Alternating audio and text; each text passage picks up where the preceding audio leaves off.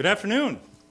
My name is Luke Wilcox, and it is my pleasure to be here today as the Michigan Teacher of the Year to talk to you about craft beer. Now, obviously not just craft beer, but about how we can use the craft beer revolution as a lens to discuss certain challenges that we face in education today, and also as a model that we can use to help each one of our students to find their own success. Now, before I do that, let me tell you a little bit about my school. I teach at East Kentwood High School, where I've been for my entire teaching career of 16 years. East Kentwood High School is currently recognized as the #1 most diverse school in the state of Michigan. We are proud to have over 50 different countries and 50 different languages represented in our hallways. Now, 5 years ago, the state of Michigan identified East Kentwood High School as a failing school because we were ranked in the bottom 5% of all schools in the state of Michigan. Schools with this designation are assigned a school reform officer who helps with the writing of a transformation plan and then monitors the implementation of that plan. Worse yet, failing schools are at risk of being closed or taken over by the state. Now, the dedicated staff at my school felt like we had been mislabeled, and we set out to prove that East Kentwood High School could be a showcase model for how public schools can best serve diverse communities. So we moved forward with a very clear, very intentional focus to best serve every individual in our diverse student body. Now, with 4 years of very, very hard work, we climbed from the 4th percentile to the 49th percentile, jumping us past more than 1,500 other schools in the state. An amazing improvement. So how did we do it? Well, the answer is that we stopped trying to produce Budweiser and instead started to think about how we could make Kentucky Breakfast Stout and Oberon an all-day IPA. Now, a quick note about beer. I don't drink, but my friends and my family can tell you more about craft beer than anyone would care to know. I've been involved in far too many discussions and even arguments about craft beer. So I know a fair amount about craft beer for a guy who's never had one. And here's what I know. This whole craft brewing revolution, this new culture, it's relatively new. It was only recently that the number of microbreweries surpassed the number of state parks in Michigan. The options are now endless, and there are new varieties being produced every day.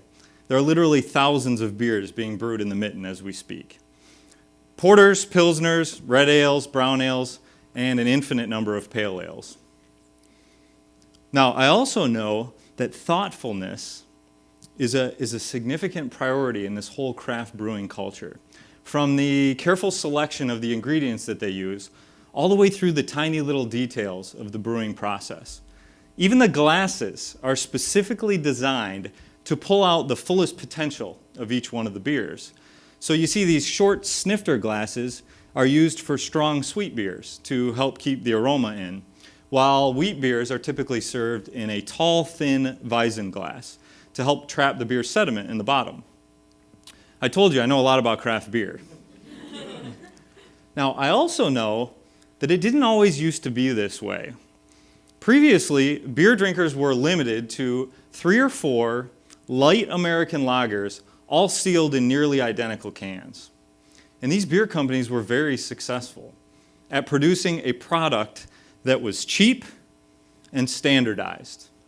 So these beer companies, they valued efficiency and consistency above all else, which is why these beers were produced in a factory. And in this factory, each stage of the factory process has these quality checks or standardized tests to make sure that every beer that comes out of that factory is exactly identical. And this model worked really, really well for a long, long time until craft brewers started to experiment with all new ingredients and different brewing processes. And what they found was that they could produce a beer which was much more rich, more complex, and from what I've heard, delicious. And this is what we've been doing wrong in education. We've been using this factory model. We've been taking our students, and we've been using these same brewing processes, which is our curriculum and our instruction, in the hopes that in the end, we have a standardized, ready for college robot. And this model might work really, really well for producing bland beer, but it doesn't work for students. And here's the secret. And this one here, this one's a mind blower. Students aren't robots. They're people. Now, I know this is obvious, right? But I think all too often we forget this. We expect that students come to our classrooms, sit down, and are ready to learn, no matter what's going on in their heads or what's going on in their homes.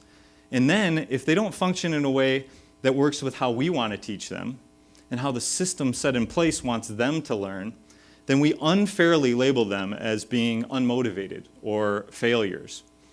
We don't recognize their differences. Instead, we try to minimize or even punish their differences in the hopes that we can teach them efficiently and assess them consistently. And in this factory model, anybody who is actively involved in education, so I'm not talking policymakers here, I'm talking lesson plan makers, we know that this model doesn't work. This factory model for education does not work. And maybe we can take a cue from this craft brewing revolution and learn a few things. So let's take a look at a couple of the big ideas in this factory model, and let's ask ourselves, what is it that the craft brewers did to challenge each one of these ideas? And more importantly, how can we challenge these ideas in education? So let's start with the ingredients. Craft brewers valued the diversity of ingredients available that they could use to produce unique and interesting flavors. So you can now order craft beer that's been made with orange peels, rhubarb, chocolate, and even Rocky Mountain oysters. Now in schools, the ingredients are our students. And how lucky are we that each student brings their own unique interests to our classroom and their own unique experiences. We may have some students that are brand new to the country, while other students have lived down the street their entire life. One student may be told that they should be an engineer, but actually they love poetry. Some students spend the summers at a lake house, while other students are working all summer to try and help support their families. These individual differences are what make teaching exciting. And if we can acknowledge and celebrate these differences in our students, we can only make our work more effective. Now let's take a look at the brewing process. Craft brewers challenged the idea that there was a standardized process for producing beer. They started to experiment with all new brewing methods. And what they found was that each individual type of beer required its own unique process for being brewed. For example, a lager is best produced in a refrigerator at a temperature of around 50 degrees. So if a brewer tried to ferment a lager at 75 degrees, you know what you'd get? A funky lager that tastes more like it's past its expiration date. Now students, just like beer, need their own unique process. They need their own unique environment in order to thrive. And this is where craft education becomes real. With craft education, we can create a unique process and a unique environment for each one of our individual students. And I have a few ideas about how we can make this happen. First, I think students need some sort of choice in their education. So in my school, the AP biology teacher has a project where students come up with their own questions, design an experiment, and then come to their own conclusions. So while one group may be studying the genetic variations of tetrafish, another group is investigating which mascara is least likely to breed bacteria. Now, second, I think students need to be engaged in learning that is interesting and relevant to them. So in my classroom, we use mathematics to try and decide if Beyonce writes her own lyrics, or if Steph Curry should actually be shooting three-pointers. Side note, the data suggests that Steph Curry should be shooting only three-pointers every single time down the court. Now, third, I think we need to be using a variety of different instructional methods in order to connect with the variety of different types of learners that we have in our schools. So the traditional lecture and direct instruction model might work well for some students, but it's certainly not connecting with all of our students. So we need to think about how we can use more collaborative teaching approaches where students are working with students and students are talking with students so that each student can take their own unique path in their understanding of some content. Now let's jump to the last part of the factory model, which is consistency. Well, this is precisely the reason for the whole craft brewing movement. Craft brewers wanted to create their own unique and interesting flavors. They wanted to be surprised by what they could produce. And they wanted to contribute to a culture that cared less about what beer should taste like and more about what beer could taste like. Now, for our students, to expect that the outcomes from school are going to be the same for every student, that's unrealistic. And it's undesirable. We want to send our students out into the world with a diversity of skills and a diversity of thinking. Right now, our world demands this. We are facing complex issues right now that will not be fixed with one-size-fits-all solutions.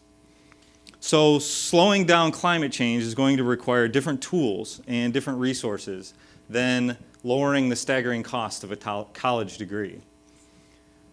Providing a high-quality education for students from all school districts, and not just wealthy school districts, is going to require some new ways of thinking. So these pressing issues that we face in society today, and those in the future that we can't even yet comprehend, will only be solved with the collaborative efforts of a diverse group of thinkers. And this is what we need to start cultivating in our classrooms right now, using craft education. Using craft education, we can develop problem solvers who can come up with innovative solutions to the problems that I've mentioned. At East Kentwood High School, we continue to produce amazing individuals using craft education. We have students who have learned English as a second language, students that are successful entrepreneurs, and students that are doing research at Ivy League institutions. Each one of them successful by their own definition, and each one of them bringing their own individual flavor to the world. So, the next time you're at your local brewery and you're enjoying your uniquely delicious craft beer, I want you to be thankful for the craft brewer that developed and nurtured and celebrated that individual flavor. Thank you for your time, and cheers.